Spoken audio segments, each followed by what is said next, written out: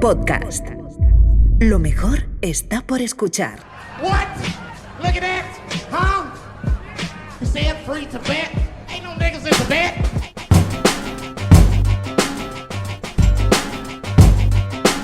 Ain't no niggas in Tibet.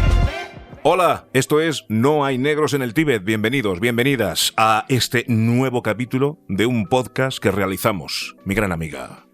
Asari Vivan. Mi gran amigo. Lamentio. Y un servidor. Como siempre tenemos, bueno, no siempre, pero en la mayor parte de las ocasiones tenemos en la técnica a Bea Polo, a Nico Solís y en la producción a Chevy Dorado. Y ahora sí, es momento de que ustedes sepan cómo nos ha ido durante esta semana. Oh, yeah. Asari, cuéntame. Pues bien, hemos comenzado Malas Lenguas. ¡Bien! He estado de bolo ¡Vamos! en Granada. Gracias. La vi en la tele súper bien. Sí, ahí estaba mi bro compartiendo mis mierdas, como siempre. Sí, la Oye, verdad que además siempre. mola mucho porque en la televisión la gente siempre dice, no, es que es algo muy gordo, tal, tal, tal, tal. Tú sabes muy bien. Siempre sale fantástica. De verdad. Mujer, tío. Que sepas tú, también sabes muy bien, ¿eh? Que ya lo veía venir. Ya se me había olvidado que él también sale en la tele y no le había dicho cómo O sea, salía. Pues os voy a decir una cosa que va a sonar superficial, pero es que salgo guapísima. Que sí. Sales guapísima. Salgo guapísima. Que es que el otro día le comenté a una compañera, le dije, ¿hace falta salir tan guapo en la tele? Madre de O Dios. sea, si lo que vamos a compartir Porque es no eres, porque no eres, dicen por información. aquí. No, pero me hizo como reflexionar sobre el hecho de ¿por qué? O sea, ¿por qué hace falta que salga tan guapa la tele? O sea, si lo que vamos a hacer es comunicar. Madre del amor hermoso con J-Lo. El No, look de J-Lo que lleva pero hoy. si lo que vamos a hacer es verdad, estoy muy Jenny from the Block, es verdad, estoy muy Jenny from the Block, pero que si lo que vamos a hacer es comunicar, ¿para qué? Y luego dices, sí, tío, es que vivimos en una sociedad en la que sí, que importa. Pero claro, como yo normalmente ni siquiera me peino y me maquillo como el orto, que hasta hay gente que ha tenido a bien escribirme y decirme, te maquillas muy mal. Ah, qué bien. Sí, Qué sí, sí. Sí, la gente te escribe estas cosas. Normalmente recibo mucho amor, pero también entre fachas, también hay fachas de maquillaje. Que te dicen que te han maquillado mal. Que me dicen, te maquillas fatal. Pero, a ver, ese facha... He dado por sentado que era blanco. ¡Wow! Sí, El sí, facha sí, que era te un haya tipo- dicho que te sí, has sí, maquillado. sí. ¿Y qué sabrá ese facha blanco de cómo te queda el maquillaje teniendo la piel oscura? Fuck off. Ya, también lo pienso. ¿Qué sabrás? Bueno, salvo que sea un facha maquillador. Entonces, pues mira, en lo de facha no, pero en lo del maquillaje igual le puedo dar un poco de rédito. Aparte que es verdad, que es una cosa en la que yo no ocupo mucho mi tiempo por razones obvias, ¿no? Pero sí, ahí estamos. sabes, guapa. Y luego ayer voló en Granada, que es una ciudad que me fascina.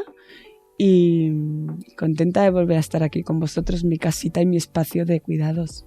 Qué guay. Lamin tu semana. Pues mira, lo voy a contar rápido. Eso, versión rápida. Vale, sí, el otro día, Venga. bueno, técnicamente antes de ayer, casi me pego. Oh my ¿Vale? God. Entonces, casi nos peleamos porque salíamos de fiesta, como siempre. Salíamos de fiesta y era las 6 de la mañana. Y de repente, mientras vamos subiendo mis amigos y yo, escuchamos como jaleo. Entonces, el contexto era, que después me enteré de más tarde. El contexto era una pareja de blancos españoles, cosa que daría igual, pero como ya sabemos perfectamente que cuando pasan movidas siempre preguntan por nacionalidad, pues lo digo, ¿sabes? Entonces, resulta que se puso a mear en el camión de un trabajador colombiano, de estos que reponen las sábanas en los hoteles. Vale, pues se puso a mear en el camión. ¿What? Dentro del camión.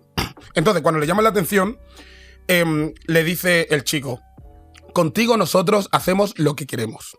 Acto seguido, el hombre dijo, el trabajador dijo, voy a llamar a la policía. Le dijo, el chico, llama a la policía porque seguro que no tienes ni papeles. ¿Vale? Entonces, en ese momento, llega, espérate, porque lo he apuntado para darle las gracias, por supuesto. Llega El nombre. Fernanda Garnica, chica colombiana también, que está por allí, y les graba y les empieza a recriminar lo que están haciendo directamente. Ella también es de origen colombiano. Y entonces es justo cuando la chica empieza a llamarla, tú cállate, bollera de mierda. O sea, aquí estábamos, no había prejuicio que se dejara aquí. Porque los prejuicios son como los packs de zumos que vienen indivisibles, ¿sabes? Pues van todos juntos. Entonces, ¿qué pasa? Empieza a llamar a la bollera de mierda. La otra que le dice, pues que tú lo que eres es una homófoba. Y la chica dice, ¿Cómo voy a ser homófoba si soy bisexual?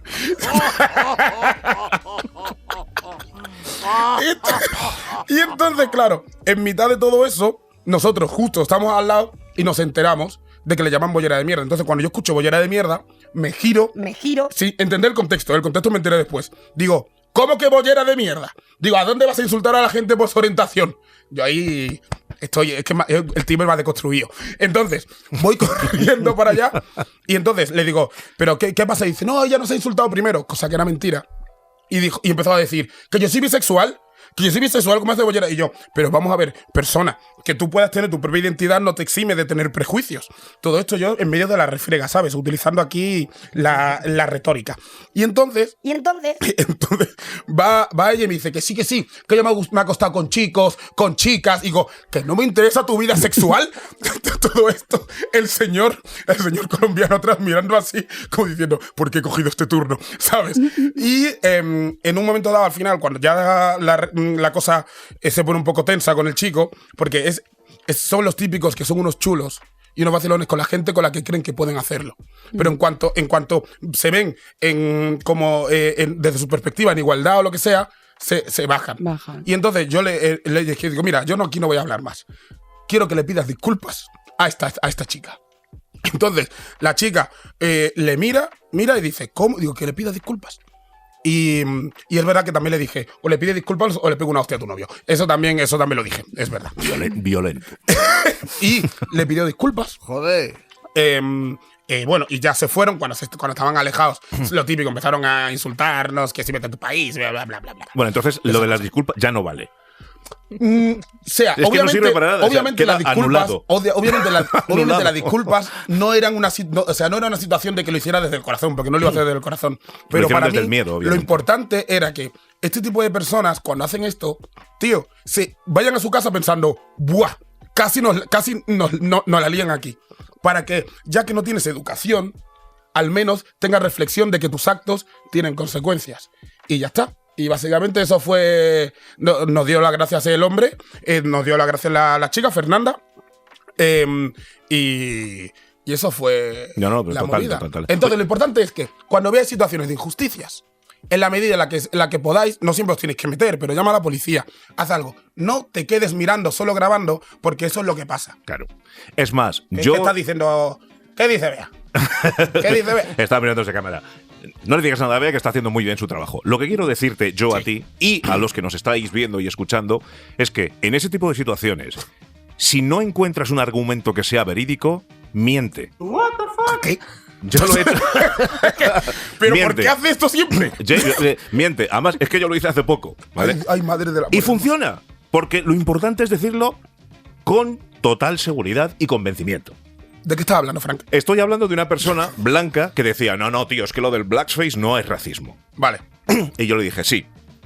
Y él, no. Y yo, sí. No. Él, que no. Además, y sacó esto parecido a lo de la bollera. Conozco un montón de gente negra que piensa que el blackface no es racismo. Digo, ¿cuántos? Escucha. ¿Cuántos? Ajá. Muchos. No, pero ¿cuántos son muchos? ¿Conoces a 2, 4, 10, 15? Pues yo qué sé, es que yo no los he contado. Pues yo te voy a decir una cosa. Y esta es la mentira. Yo conozco organizaciones, ONGs,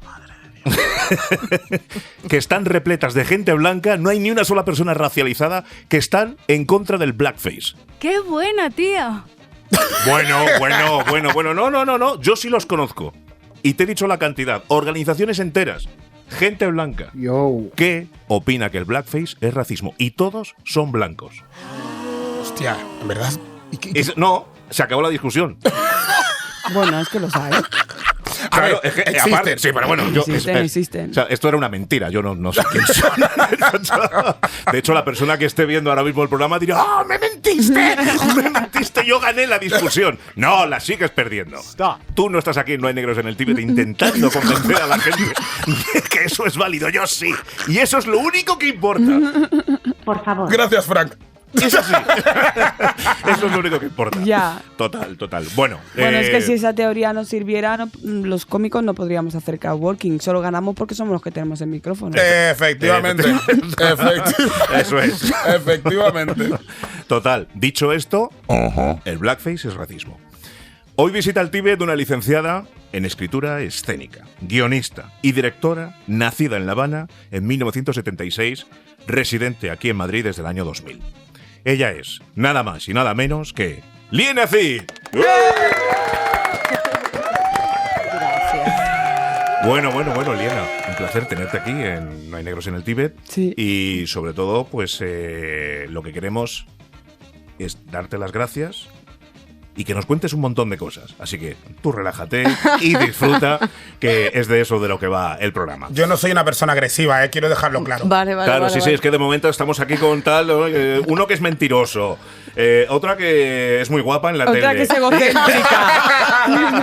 Entonces, el mentiroso, el egocéntrico y el violento. Y el violento, o sea que tú fíjate. Bienvenida, Liena. Vale, Mentiroso, gracias. violento y egocéntrico. No será estos yados directamente, ¿sabes? O sea, increíble. Y luego estamos pidiendo que nos den un Ondas y tal. Ah, ¿no nos han nominado al Ondas? Ay, yo creo que no. ¿No nos han nominado al Ondas? Sorprendida estoy. Otro día más que no nos nominan al Ondas. Oye, eres la primera cubana que visita el podcast. Y claro, como no estaba del todo seguro, empecé yo a mirar, digo, es verdad, yo creo que Sí, es la primera sí, la persona primera. cubana que visita No hay negros en el Tíbet. Aunque entiendo que seguramente habrá algún cubano que se haya ido al Tíbet. No lo sé. Ah, no lo tengo idea. sabes, ¿no? Sí, Hombre, pero bueno. seguro, ¿eh? Que los cubanos nos vamos para donde surja. Sí, donde ¿no? sea, da igual. Total. Oye, en el año 2009 realizaste un máster de creatividad y guiones de televisión en la Universidad Rey Juan Carlos. En 2018, tras recibir tu hijo un pequeño diagnóstico de... Tu hijo pequeño, mejor dicho. No, pequeño no. Tu hijo pequeño, un diagnóstico de autismo, decidiste volcarte en conocer a fondo esta condición de neurodesarrollo y cursaste, mejor dicho, un posgrado de autismo. Sí. Hasta ahí te metiste. Uy, sí, necesario. Porque si no, es que cuando recibes un diagnóstico, y además estaba yo recién divorciada, que también, o sea, yo como digo, era como un sonajero de etiquetas, ¿no? Era como emigrante, divorciada, con el hijo con problemas, era como... Para venir aquí a No hay negros en el Tíbet. Fiesta. Ya lo tenías, ¿no? Claro, todo necesitaba como que empoderarme un poco de cara al sistema educativo, que no sentir como ese trato hacia mí, de que no entendía lo que estaba pasando, de que era a menos, ¿no? Que era algo que sentía mucho, ¿no? Entonces me tengo que empoderar, tengo que enterarme y tengo que poder hablar con propiedad de lo que sea, ¿no? Porque... Pero claro, llegar al punto incluso de sacarte ahí un posgrado, ¿me entiendes? Porque claro, la gente en esas situaciones, ya sabes, se meten en internet, preguntan que psicólogos por aquí, psicólogos vídeos por de allá, TikTok, ven vídeos de vídeos, TikTok. etcétera, etcétera, y tal. Claro, tú hiciste, digamos que el camino largo. Yo hice el camino que me daba a mí más seguridad, porque en internet te puedes... ¿Cómo seleccionas lo que vale de lo que no vale? Porque la persona que más seguidores tenga. No, Claro, eso por no eso me que ¿Qué es más? malas lenguas, que es para deconstruir los bulos y la desinformación. No, es que imagínate tú, la información, tú metías autismo en internet, lo que te podía salir era cualquier cosa. Claro. Y yo lo que no quería era, o sea, lo que yo sí sentí desde el primer momento era que yo no quería que eso definiera mi vida y me convirtiera en algo que yo no tuviera poder de decisión sobre eso, ¿no? O sea, a mí Marco me colocó como en un lugar de mucha conciencia, autoconciencia. ¿Cuántos años tiene tu hijo? Ahora tiene 14. Ahora tiene 14 años. ¿14 ya? Ay, madre. Yo conocí a Marcos hace un montonazo de años. Era chiquitino. Era muy pequeño, sí. Que además me hizo gracia porque fue algo como que borré de mi cabeza hasta que nos volvimos a ver en el estreno de Código Marcos y de repente fue como que nos vino toda la cabeza en un momento que charlamos después de la proyección, pero sí, Sí. yo le conocí siendo muy pequeño, 14 años tiene ya. Ya ¿Y está tu súper hijo grande. mayor? ¿Tienes uno que es más El mayor? mayor tiene 18. Wow, El mayor tiene 18. a full. También comenzaste a escribir un blog donde compartes la experiencia y bueno, ese blog ha desembocado en ese documental llamado Código Marcos. Háblame, digamos que, ¿cómo empieza siendo un blog? Empieza siendo un blog O sea, de blog. de blog a documental que encima ha sido presentado en los Goya en la categoría de cine documental, ¿puede ser? Sí, en documental. ¿Ha sido presentado o ha sido premiado? No, y tal yo cual? estoy- nos pasó lo como reconozco, ustedes, no nos estoy pasó al como día de lo que ustedes. pasa en los Goya. Me Lo Me pasó como reconozco con el totalmente. Ondas. Ah, o Nos sea, pasó como... o sea, pero ¿qué pasó con el Onda exactamente? Que no nos nominaron, ¿no? Creo que Entiendo. he escuchado que no me Entiendo. llamaron. A nosotros nos pasó algo parecido. Fue presentado y ya. Ya, candidato. Acuse ya. recibo. Ya. candidato a nominación. Sí. Pero bueno, eso de todas formas es como súper... O sea, Sí. Porque ¿cuántas candidaturas suele haber? Ay, yo no lo sé. Yo soy malísima con los datos y eso. Yo no me fijo en esas cosas. Ella. Bueno, lo importante es haberlo presentado y que tendría que haber ganado esa categoría. Sepan ustedes. Absolutamente. Totalmente. Vale, entonces, la cuestión está en que se convirtió en un documental. ¿Y cómo ha sido para ti, digamos, que esa... o cómo surge la idea de convertir un blog en un documental? Bueno, la idea del documental fue primero. Primero. tu blog. Sí, porque la otra directora estaba codirigido con otra chica cubana, Patricia Pérez, estaba en otro proyecto. Y cuando yo voy y le digo, oye, quiero hacer un documental, ella me dice, bueno, como ella estaba por estrenar su otra película, es un proceso largo, me explica, ¿no? Lo importante es que vayas grabando, que vayas haciendo. Me dice, ¿por qué no te abres un blog y vas escribiendo? Porque yo tampoco tenía muy claro, o sea, yo lo que tenía claro era que yo no encontraba referencias para mi situación. ¿Sabes? Yo no me veía representada en ninguna parte. ¿En qué sentido? En ¿Qué ese- aspectos te faltaban de lo que había que a ti te hicieran como sentirte interpelada con eso? Me sentía como percibida o construida por las personas que estaban a mi alrededor como alguien con quien yo no me identificaba, porque estaba como esta cosa como condescendiente, Sí. que empiezas a observar en torno a ti, a la discapacidad. Al principio pensé que era solamente un tema relacionado con el autismo, porque Marcos estaba en ordinario con apoyos y era como el único niño autista que había en la escuela. Claro. Pero yo me acababa de divorciar, entonces también era como, no, yo era muy tremendo, porque yo tenía una extraescolar de cine en el colegio de los niños y limpiaba las casas de las madres. Entonces mi hijo Pablo, el pobre, era como que Como que ¡pum! estaba claro. ¡Pum! Decía, como esta mujer que por un lado es la que nos da la clase de cine y tal, después es la que le limpia a la mamá de... Y, o sea, en ese momento no era consciente de que eso también me estaba como que afectando, ¿no? Claro. Pero no me veía, pues, en las cuentas de internet de aquella época todavía no había tanta visibilidad como ahora. En el audiovisual, en el cine, todo lo que de aquí español, yo no me identificaba con nada de lo que yo veía. Porque por otro lado, yo no recibí ese diagnóstico como algo excesivamente negativo. O sea, yo vengo de, o sea, mi mamá también tenía un tema de salud mental y yo realmente lo asumí como con mucha naturalidad. Claro. No lo asumí como algo... Y también culturalmente en Cuba, o sea, yo recuerdo que no había como el tabú ese que hay aquí con el tema de la salud mental. O sea, yo cuando a mi madre le ingresábamos porque tenía una crisis o lo que sea, era una cosa que sabía todo el barrio. Entonces, nosotros entrábamos en el barrio y todo el mundo, ¿qué tal, Luisita? ¿Qué tal? Y yo no tenía que esconder eso. Y yo recuerdo la primera vez que yo dije en la clase de mi hijo, después de una reunión de padres, no, porque como Marcos es autista, claro, se hizo un silencio. Es raro, es curioso que digas eso porque esa percepción, y creo que hemos hablado mucho de eso, de que en Occidente la salud mental se trabaja y se visibiliza más que en el sur global, es una cosa que, por ejemplo, he tenido yo siempre esa sensación de que es así, y sin embargo tú lo que estás diciendo es que en Cuba esto, por ejemplo, ha sido como menos tabú, ha sido más libre hablarlo o distinto a como se ha enfocado aquí. Y me parece curioso este dato. Pero es que a lo mejor no son cosas contradictorias. Es que a lo mejor el hecho de que de que allí no tengamos como la etiqueta de la salud mental y eso por un lado haga que no se trabaje de forma particular o que no haya tanta conciencia, también hace que no se estigmatice. También. Que simplemente se trata a la persona que padece, o sea, que tiene ese contexto o que vive esa realidad como su realidad particular, pero no como algo a señalar. Porque no hay una etiqueta, ¿no? No. O sea, a lo mejor no. No sé, Sí, sí. no, te lo recojo como algo que has dicho porque es verdad que es curioso, ¿no? Pero que a lo mejor no Pues tienen por qué esto que ser estás cosas diciendo me contradictorias. parece Sentido del muy mundo. interesante. No, Sí, no, sí, no, sí. no es nada, no era nada contradictorio. Entonces, a mí era como si veía una película de discapacidad, todo era como el discurso del duelo por el hijo que no vino y aquella cosa que era como una desgracia que te había sucedido. Y la verdad que sí, evidentemente presenta muchos desafíos.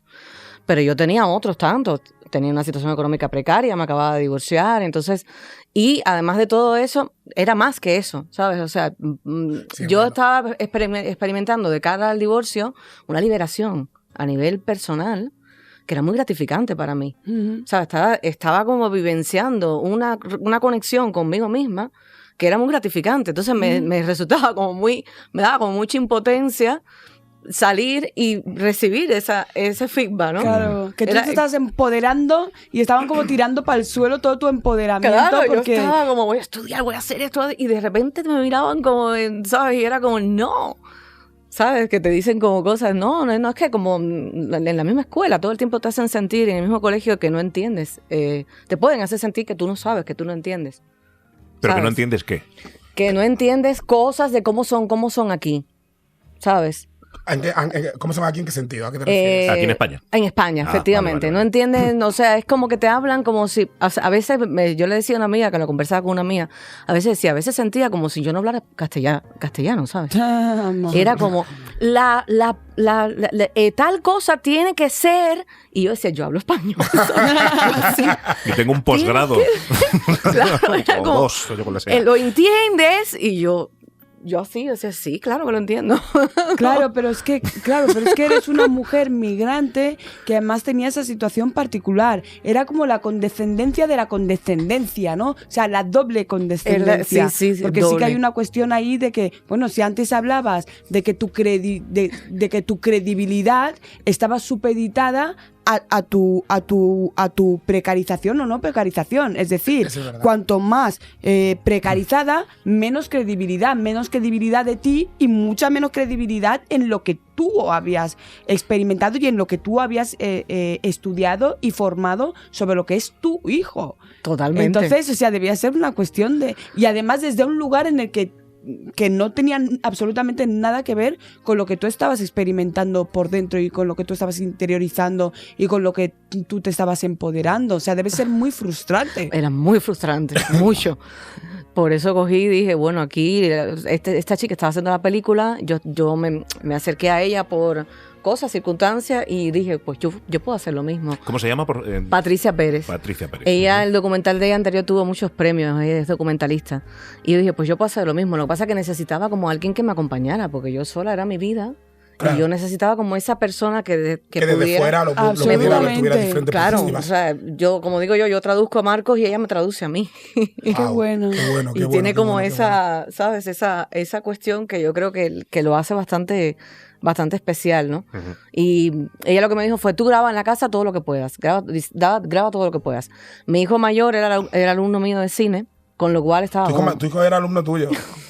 Me buscaba... Madre mía. El pobre me buscaba hasta él después me confesó años después que él me buscaba a los alumnos en el recreo. ¿Has preguntado tú antes? ¡Ay, qué amor! Qué mono, por favor. El pobre.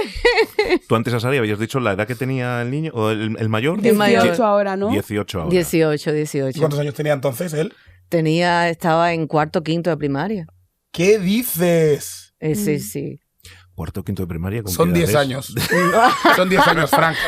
Oye, Liena, y discúlpame, quiero dar este dato porque este dato aparece también en el documental. No sé si quieres comentarlo, pero tu hijo además también tiene sus particularidades. No sé si esto es algo de lo que quieres comentar. ¿El mayor? Sí. Hombre, es un niño, nunca lo llevamos a ningún sitio a que lo diagnosticaran de nada, pero es un niño evidentemente de altas capacidades, es un niño muy inteligente, pero mucho.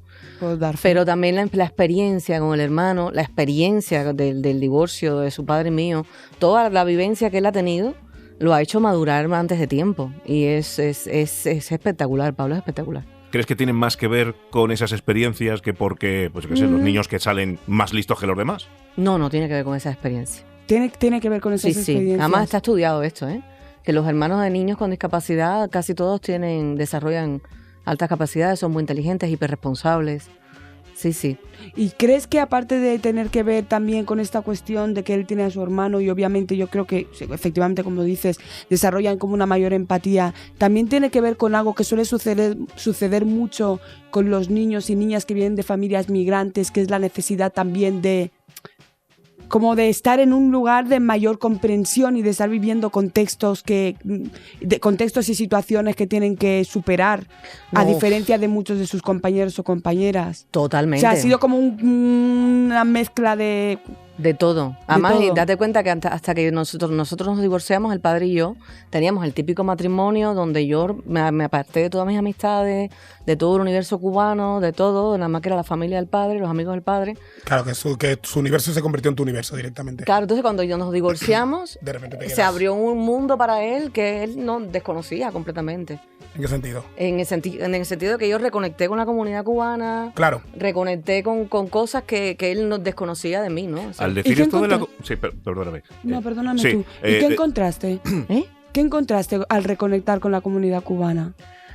Encontré como un sentido de pertenencia que había perdido, porque yo había estado como intentando, o sea, después ya con la película fue curiosa en ese sentido, porque empezamos con la idea del autismo, pero después ya cuando hemos terminado la película, pues se ha salido lo de la madre migrante, o sea, ha salido como que la película la ha desprendido, ¿no? Y entonces digo, ostras, es que esto estaba aquí y ni yo había sido consciente de que parte de esa necesidad de romper con el estereotipo no era solamente relacionado con Marcos, sino conmigo culturalmente, con quien yo era a nivel esencial, ¿no?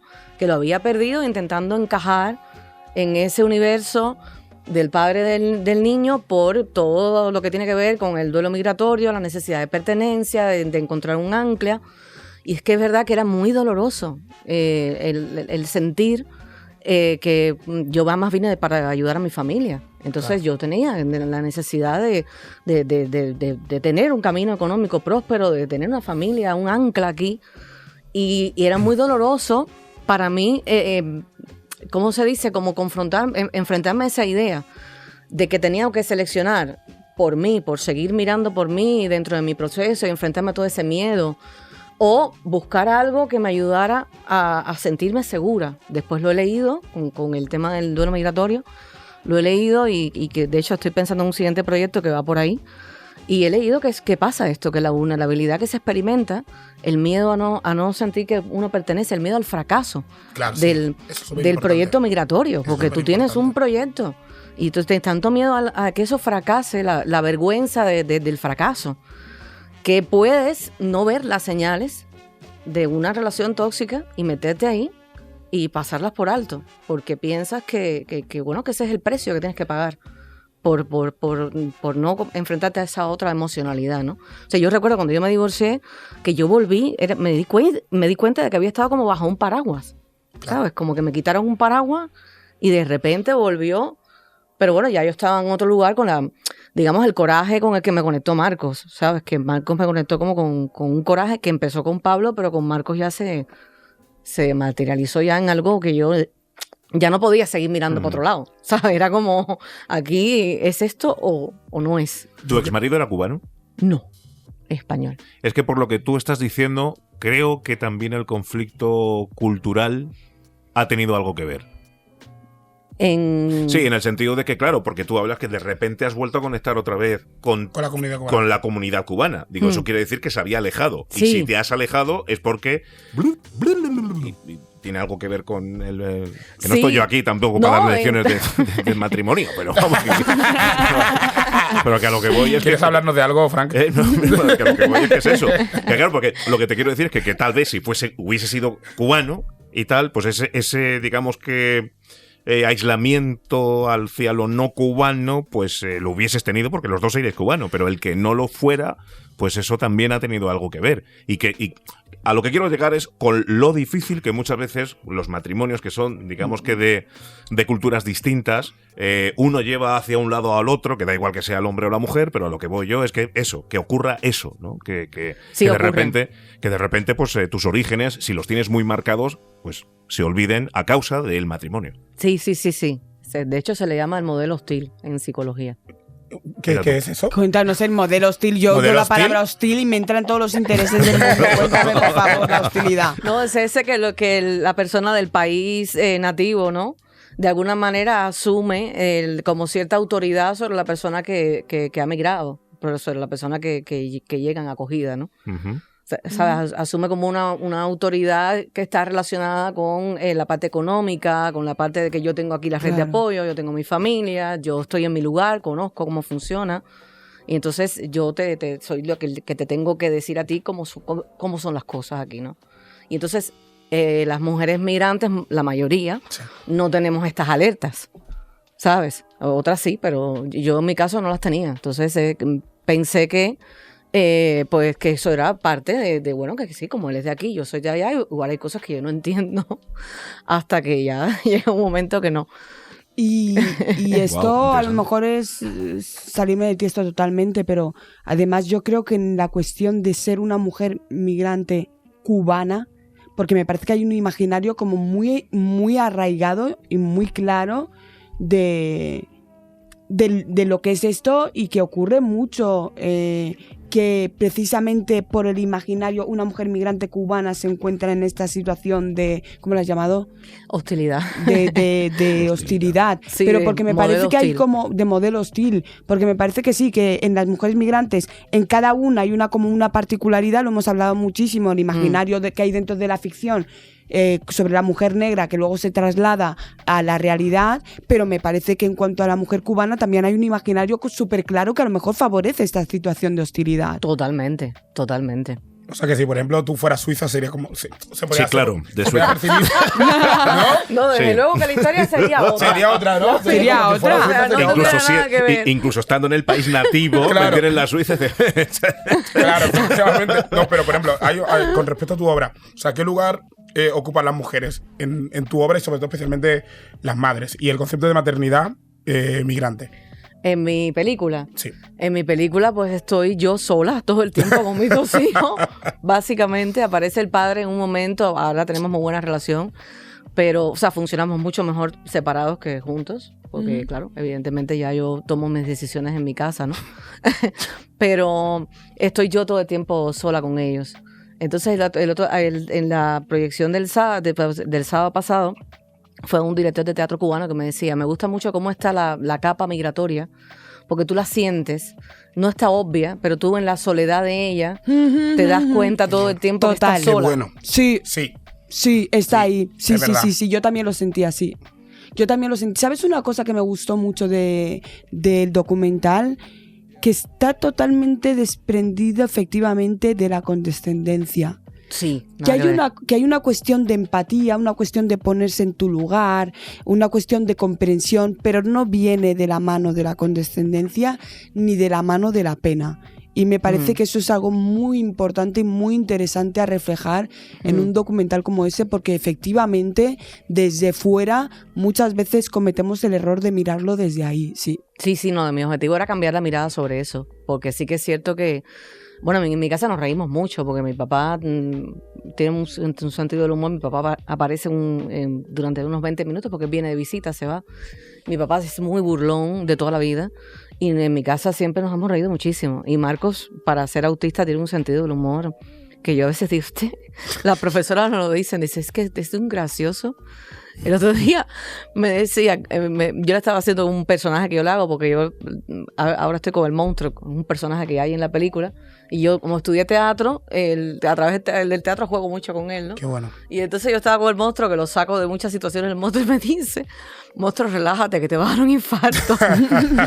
Me ha dado una risa, porque es que pensar que una personita así te diga esas cosas, y para nada, yo sentía ¿sabes? Yo tenía una vivencia en mi casa que yo me la pasaba bien, ¿sabes? No era una tragedia. Yo tenía, a mí hay cosas de mi hijo que me encantan, que me gustan más que la de cualquier niño neurotípico, ¿sabes? Y como tú le dices a la gente, oye, esto tiene también, o sea, tiene un punto que no tenéis ni idea que existe. Y la película sí está generando eso. La gente cuando sale se queda como, se siente interpelada con respecto a su propio prejuicio. O sea, sienten hasta como vergüenza. A mí me pasó. Sienten como, ostras, yo pensaba que esto era otra historia. Claro. Oye, en estos momentos, bueno, no sé si son en estos momentos, yo por mis investigaciones, preparaste un piloto para un podcast que, digamos que condensa las tres cosas un poco que tú nos estabas comentando, que son las 3 M's: mujer, madre, inmigrante. Háblanos un poco de esa concepción y sobre todo si crees que este documental es o puede ser un libro de instrucciones para mujeres, madres migrantes, o puede ser un libro de instrucciones para cualquier mujer o cualquier persona que pueda tener un hijo autista. Yo creo que, bueno, un libro de instrucciones es mi experiencia. Y He dicho libros de instrucciones por utilizar una No, palabra, ahora no te desdigas. no, una guía, un no te desdigas. punto de inflexión. es una referencia, pero se ven identificadas mujeres que son migrantes, que no son migrantes, divorciadas, la maternidad, o sea, todo el mundo sale diciéndote que esto no es una película de autismo, es una película de vínculos familiares, de la maternidad. O sea, nosotros queríamos que tuviera como ese punto que conectara con cualquier persona. Era como un super objetivo que yo tenía, ¿no? Porque yo decía, me quiero llegar a la gente que no tiene ni idea de lo que es esto, para que por lo menos encenderles una preguntita en la cabeza, que algo les haga como, ¿y esto? ¿Y ese podcast? Ese podcast junto a mi amiga Diana, que también ella estaba, que daba botes, me decía, te vas a ir a sentir. Sí, me la encontré hace poco en el festival en la presentación del Festival de Málaga. Ella también escribió ahora una obra de teatro que se ganó un premio. Madre mía, pero esta gente. Es que yo. A ver, es que vienen de una escuela amor que, a ver, por favor. De verdad, Tengo o sea, que esta gente- decirlo, nunca he visto cosa igual. Una formación y una Qué cultura. nivelón, o sea, tío, qué nivelón. Sí, hay mucho nivel. Ahora ya la gente más joven se lo está perdiendo porque Cuba está muy deteriorada, pero bueno, de nuestra época yo siento que sí. Y Diana ella estaba muy metida con el tema del duelo migratorio en su obra de teatro y yo con mi tema, entonces hablábamos mucho. Y sí que es verdad que yo he buscado, por ejemplo, he buscado podcasts de maternidad migrante y no he encontrado ninguno. De hecho, me hizo mucha gracia el día que le dije a ChatGPT, recomiéndame podcast maternidad migrante, y me recomienda El tuyo. que tenía 30 visualizaciones. Era Muy como- listo el podcast. Muy bien. Soy el podcast. las referentes. No, o sea, era luego de maternidad típica, creo que hay una que vive en Miami, no, en Estados Unidos, que es española, vive en Estados Unidos. De maternidad neurotípica, hay todas las que quieras, hay como churros. Y a esos vamos invitadas las de maternidad atípica. Pero las de maternidad migrante nadie nos invita. Todavía. Yo no me he visto invitada, o sea, no he visto mucho. He buscado y no he visto mucho. A ti te he visto en alguno, me parece. Pero como quizás como actriz, no como madre. En un podcast sobre maternidad. Sí, estuve en Madres y Musas. Muy bien. Me lo pasé súper bien, me encantó. Pero sí que es verdad que... Mira, hay una cosa del bullying que a mí me escama muchísimo, que es que incluso las personas que están... incluso las personas que muestran un interés particular, una empatía, que están presentes y que luchan contra el bullying, incluso esas personas, cuando de repente ese bullying intersecciona con cualquier cosa que tenga que ver con la negritud, con la racialidad y con la migración, de repente hasta esas personas se borran. Entonces a mí me encanta que digas que tu documental está apelando a un montón de madres, sean migrantes o no, que también tengan esta situación, porque yo la sensación que tengo es que en cuanto a cualquier tema le metes una intersección que no tiene que ver con lo hegemónico, la gente se borra. La gente se borra. Por Sí. ejemplo, yo o Lamin hacemos una comedia que habla de un montón de cosas. Yo hablo de maternidad, hablo del amor, hablo del sexo, Lamin habla de su infancia, habla de salir de fiesta, habla de un montonazo de cosas, ¿no? Pero claro, todas esas cosas se interseccionan con una cuestión que es nuestra negritud y que es ser personas negras en un país en el que hegemónicamente la gente no lo es.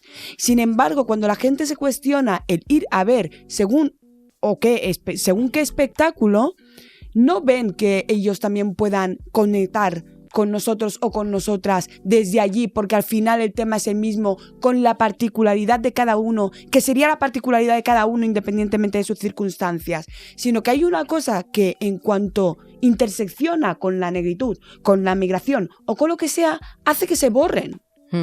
Hace como que ese tema ya no sea su tema, ¿no? Sí. Entonces, por eso a mí me parece súper interesante y súper y muy bueno que tú sí estés sintiendo que ese documental de las 3 M's también, pues eso, que apela a un montón de madres que sin ser migrantes también se vean en ti. Claro.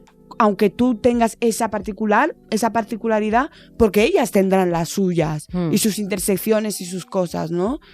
Y me parece muy guay porque yo es algo que a lo largo de mi carrera he sentido y que particularmente con el bullying me duele porque al final se trata de niños y niñas y yo veo que cuando el bullying es por cuestiones racistas, mucha gente que está en lucha contra eso, de repente se borra, de repente no se pronuncia. O sea, Sí, de hecho, sí, curioso. Yo tengo una pregunta para los tres, que sois los que tenéis vástagos. Bien, o sea, ¿creéis que los relatos sobre la maternidad migrante, en este caso, han estado silenciados o distorsionados? Y también, si funciona igual para el tema de la paternidad. Oh, wow. Creo Pregunta. Que yo me he preparado cosas. sí. Es Muy que tengo buena una tablet. pregunta, desde que tiene tablet es otro. Es que la paternidad, estamos en otro lado, ¿eh? Ya, en ya, una ya. especie de privilegio, incluso aun siendo migrantes, yo he notado hasta...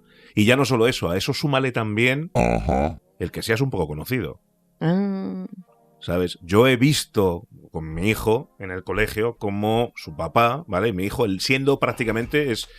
En su colegio había una chica asiática, una niña asiática, un niño negro y él, que él es mestizo, de blanco y negro.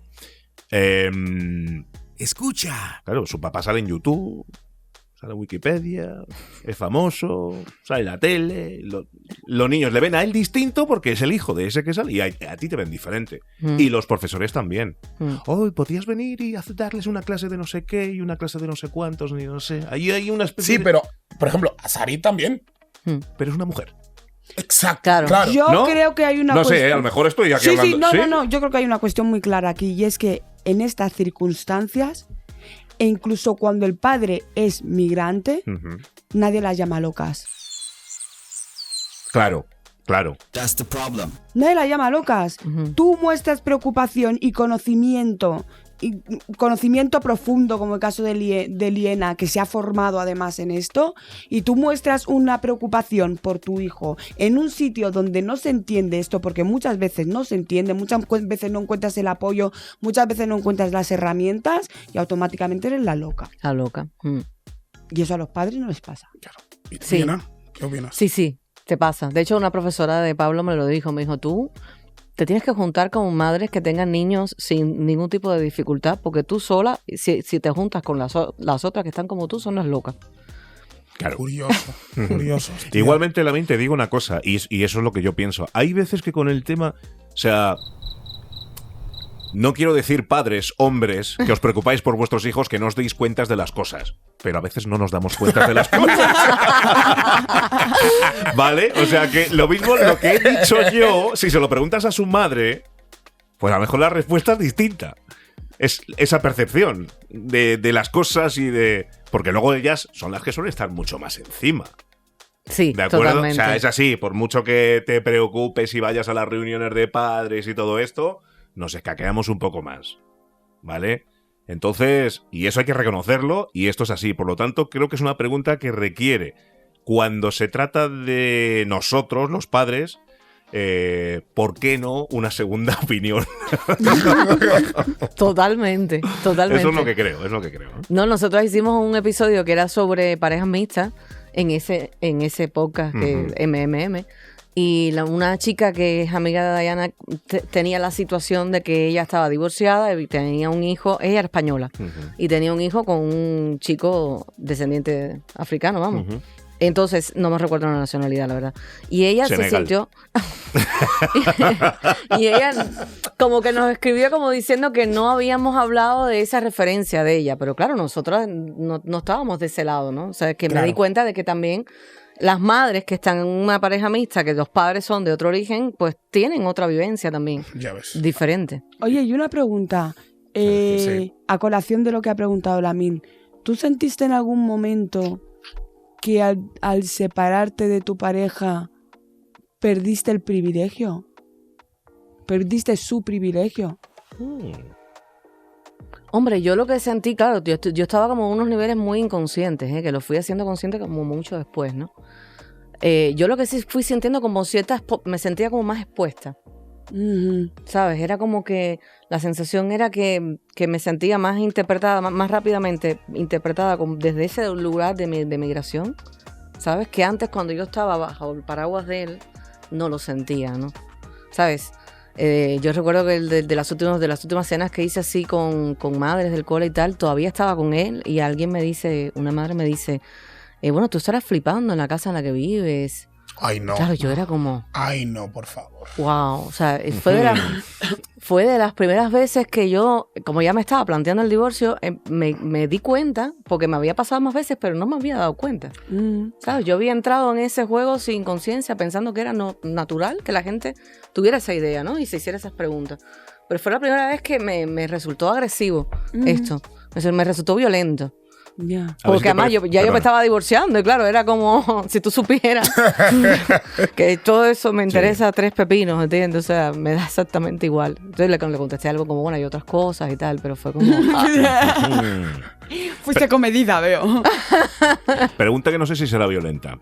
¿Ha habido celos por parte de madres españolas blancas nativas con hijos autistas que puedan creer que tengas más ayudas por ser madre migrante con hijo autista? Si es que has tenido ayudas.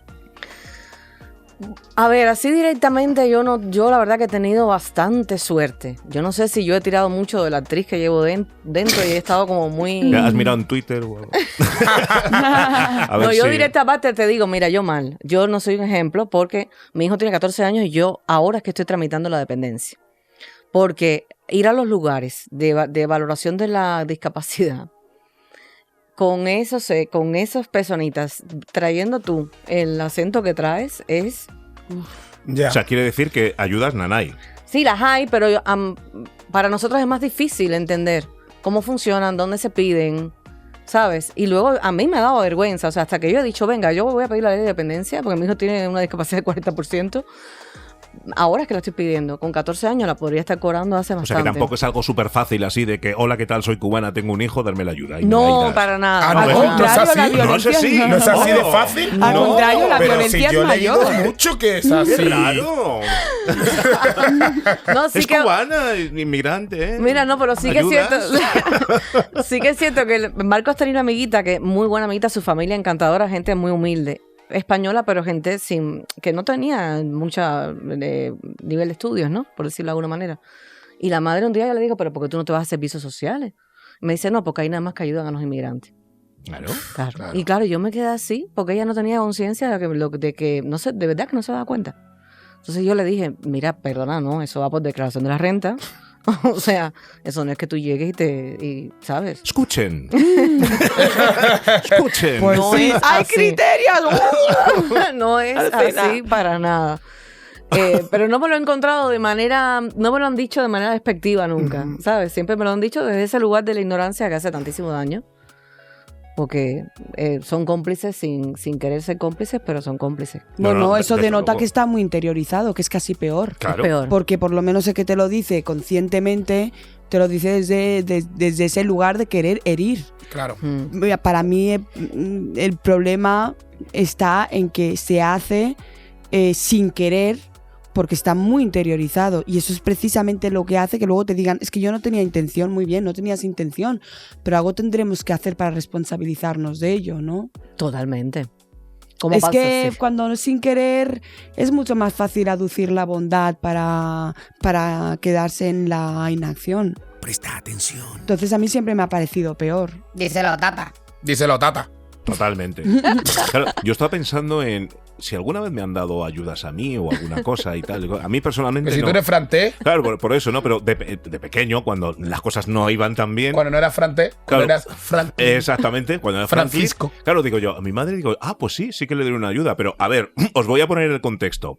Madre soltera con 6 hijos Oh my God. a su cargo. O sea, si a alguien le podían dar una ayuda, Era tu madre. Ya, pero entonces, ¿para ¿vale? qué ¿Se tener puede? hijos? Sí. ¿Se puede? ¿Por qué puedes tener hijos Siendo ¿Para qué tiene hijos madre si no puede soltera cuidarlos? trabajando en la lucrativa industria de la limpieza con 6 hijos y además la ayuda era un comedor, poder comer los 6 hijos en el comedor. Oh, Yo, fíjate. wow. Comen. Que estuvo muy bien, muchísimas gracias. Creo que estuvimos unos 3 o 4 años ahí en ese comedor comiendo, Gracias, ¿sabes? Franco, ¿no? Gracias, Franco. Hizo puentes y tal, Fran comió. esa fue la ayuda que le dieron a mi madre, que insisto, la agradezco. España, agradecemos la ayuda de esos 4 años ahí en el comedor a una madre soltera con 6 hijos. Mira, hay una cosa que decías antes de yo era la que daba las clases allí en la escuela de cine, y luego la que le limpiaba las casas a las madres de mis alumnos. Y yo hay una cosa que recuerdo mucho de cuando era pequeña, que es que yo estaba en un internado, ¿no? Y estuve en un internado muchos años porque, mi madre trabajaba pues muchas horas limpiando también y tal, y estábamos en ese internado. Y a ese internado iban muchas mujeres pudientes con dinero a pasar tiempo con nosotras, a ayudarnos a estudiar, a darnos clases extraescolares, pero mujeres muy pudientes realmente, ¿no? Y fue años después cuando caí en la paradoja de que esas mujeres, o sea, de que nosotras estábamos en esos centros. ¡Hey, escucha! Porque nuestras madres estaban limpiando en las casas. Wow. De las mujeres que sí podían estar con nosotras. Wow. Claro, no, wow, eso es tremendo, vale, no, claro, eso es tremendo, claro. ¿Sabes? Yo estaba en ese centro porque mi madre trabajaba y no podía estar conmigo. Pero mientras mi madre estaba limpiando y no pudiendo estar conmigo, la persona de la casa en la que limpiaba venía a estar conmigo. Y me parecía, y me petó la cabeza, pensé, ostras, qué mal, ¿no? Es un poco como el tema que hablamos a veces del tema de las manifestaciones del 8M, ¿no? Bueno, amor, es que ¡vamos todas! Feminismo interseccional. ¿Cómo va a ser interseccional si tú puedes estar en esa manifestación porque hay otra mujer limpiando en tu casa que no puede estar allí, y que es precisamente por esas más vulnerabilizadas por las que hay que hacer esas manifestaciones, ¿no? A veces sí, pienso en estas paradojas y me peta la cabeza. Totalmente. Oye, ¿cuánta conciencia... No quiero que se entienda como una crítica, ¿no? Pero ¿cuánta conciencia tienen tus hijos de la exposición pública que les muestra cómo han sido sus vidas durante el tiempo en el que estuviste grabando? Porque a veces pienso yo también en y ya te digo, no es una crítica, pero lo pienso, ¿no? Totalmente. Yo tengo amigos que hace 10 años que no les veo y prácticamente se puede decir que tienen hijos desde el minuto 1 en que nacen, ahora que todo se fotografía y se pone, y hay fotos de sus hijas o sus hijos desde que nacieron. Y los conoces.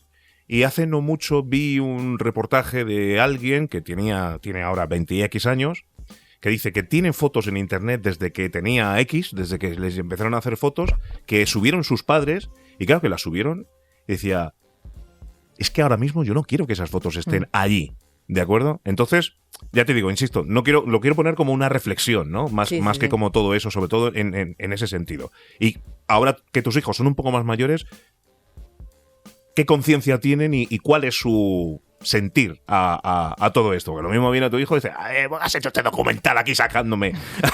Aquí no me pediste permiso. Sí. Bueno, en el caso de Pablo, que tenía más conciencia y que además participó y tiene momentos en los que él tiene la cámara y me graba a mí.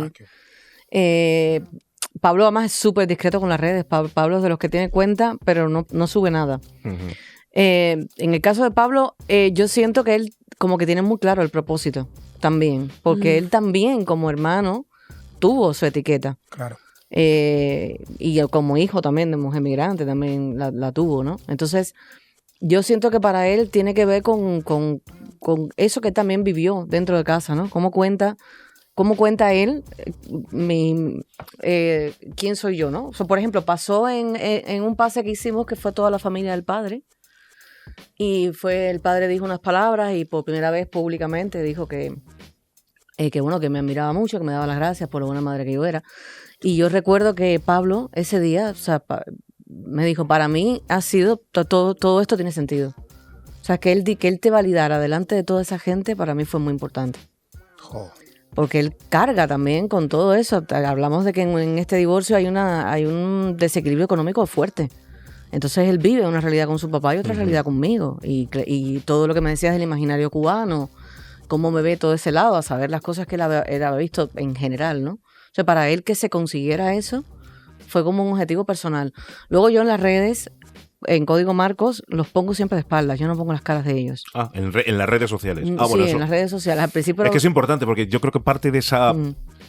exposición tóxica viene más en todo caso de las redes sociales que no tanto de que salgan en un documental, ¿no? Claro, esto es cine. Quieras que no tiene cierta poesía, Sí, tiene eso es. tiene otro tipo de lenguaje. Eso es. Y entonces Sí. yo le pongo siempre, a no ser ahora que estamos en un momento de publicitar la película, que sí hay algunas secuencias de la película. Sí, Pero sí. yo las cosas nuestras siempre están de espalda o lejos, no se les ve bien, no me gusta ponerlo en redes. Con Marcos es menos claro qué siente, pero bueno, él fue a una proyección, la vio, porque siempre decía que no quería entrar porque ya la había visto. No, ya yo la vi. Pero fueron sus ex compañeros de la primaria y entró. Y entonces estaba muy contento. Al final se levantó, se sentó en el coloquio y todo, le preguntaron cosas. Los compañeros empezaron a decir qué había significado para ellos tenerlo como compañero en clase, ¿no? Qué bonito, por favor. Y una llorando, fue súper bonito. Y de repente se dejaron de hablar y digo, bueno, no os preocupéis, chicos, si no queréis hablar, son adolescentes ahora. Y Marco hace así, dice, faltan más. Como pasando lista, como diciendo, dame tú. Entonces es lo máximo que la viera en un lugar con público, que además de que le ha servido para entender un poco el tema del tiempo, porque ellos al vivir tan en el presente no entienden muy bien el tiempo. Y entonces él, al verse, me recuerdo de los primeros visionados, hubo un momento que dijo, he crecido. Entonces ya él, Wow. como que al poder verlo, entiende mejor que hay un pasado, un presente, un futuro. Aunque él habitualmente está siempre en el presente. Totalmente. Pues la Increíble. cinta se nos va acabando. Increíble. Así que tenéis vuestras últimas Interesante. preguntas. O sea, mi pregunta es, ¿cuál es tu próximo proyecto? ¿En qué te vas a embarcar? ¿Qué historia falta por contar? Pues, La película en donde le den el Goya. Esa. Esa. Ahora estoy con la promoción de la película, lo que surja de ahí. Han salido como proyecciones en centros educativos. Y bueno, si hay proyecciones y yo he ido a una charla, pues en principio ese es como el camino más inmediato, ¿no?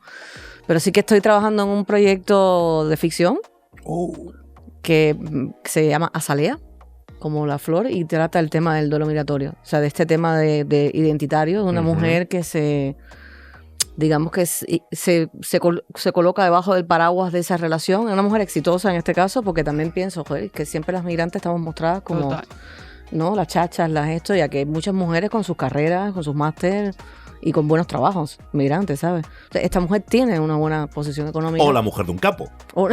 ¿Eh? No, Efectivamente. en este caso lo que quiero es el paralelismo de la azalea, que es una planta asiática que cuando la cambias no muere, pero sí como que cambia sus cualidades, ¿no? Entonces un poco como el paralelismo con ella, que va haciendo un proceso de construcción, es madre, y cuando es madre empieza como a cuestionarse todo lo que ella ha ido dejando en el camino por ese proyecto migratorio y esa necesidad de pertenencia. Qué maravilla. Joder, a mí es que se me ocurren más preguntas y tal, pero es que como el tiempo lo tenemos ahí, dale, Asari, dale. Yo, típica pregunta de cierre. Si tuvieras que elegir una cosa, una sola, que te ha dado Código Marcos, no Marcos, ¿no? Porque entiendo que Marcos no puedes elegir una sola cosa, pero si tuvieras que elegir una sola cosa que te ha dado el haber hecho Código Marcos, todo ese proceso, tanto artístico como emocional, como feminista, ¿qué sería?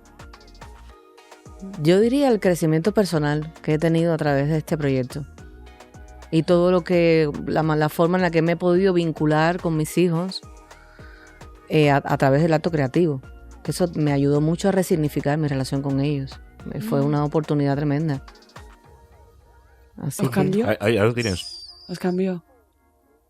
Y me cambió a mí sobre todo la manera en la que yo iba a afrontar esto. Yo necesitaba como esa motivación, como ese poderme mirar con distancia, ¿sabes? Poder observarme desde un lugar y decidir quién quería ser, cómo me quería narrar, cómo era esa persona que se estaba construyendo a partir del divorcio, de la maternidad. Claro, tomar Como- esta agencia de...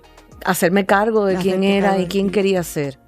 Eso para mí ha sido como, siempre fui una persona muy miedosa, con mucho miedo a no encajar, muy insegura, y me ayudó mucho a apropiarme yo de mi relato personal, ¿no?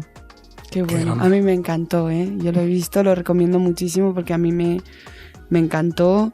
Creo que aprendes mucho y que te hace cuestionarte. Y a mí cualquier proyecto del que yo salga, cualquier proyección, cualquier ficción, cualquier arte que a mí me haga también cuestionarme cómo miro las cosas, siempre lo recomiendo muchísimo, y en este caso me parece que hace un trabajo brutal en ese sentido, de desde dónde miramos estas cuestiones. ¿Desde dónde?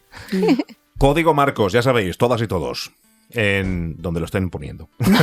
No, vamos a estar ahora vamos a dar una pequeña gira, pero no tenemos ¿Sí? confirmadas todas las ciudades, pero sí. Estupendo. Badajoz, Cáceres, Sevilla, vamos a estar Muy bien. en la cuenta de Instagram de Código Marcos, se van subiendo todas las... ¿Cuál es la cuenta? Código Marcos. Código Marcos. Perfecto. Código Marcos, apunten. Pues, Liana, un placer haberte tenido aquí en Ay. Negros en el Tíbet. El placer es mío, muchísimas gracias maravilla. por invitarme. ¿Ves? Como que al final... Estoy emocionadísima. Al final, Ay. al Ha sido un final- gustazo tenerte aquí, Sí, Lina. sí, desde luego. Un gusto, Asari. Gracias por estar aquí una vez más. Un gusto, Lamin. Ha sido un placer y de nuevo agradecerte que estés aquí. Y de nuevo, gracias, Fernanda Garnica, Ah. por ese coraje que hiciste delante de los dos energúmenos esos. Exactamente. Y nada, a los que nos estáis escuchando, a los que nos estáis viendo, deciros que volveremos con un nuevo capítulo de... ¡No hay negros en el Tíbet! Me llevo el-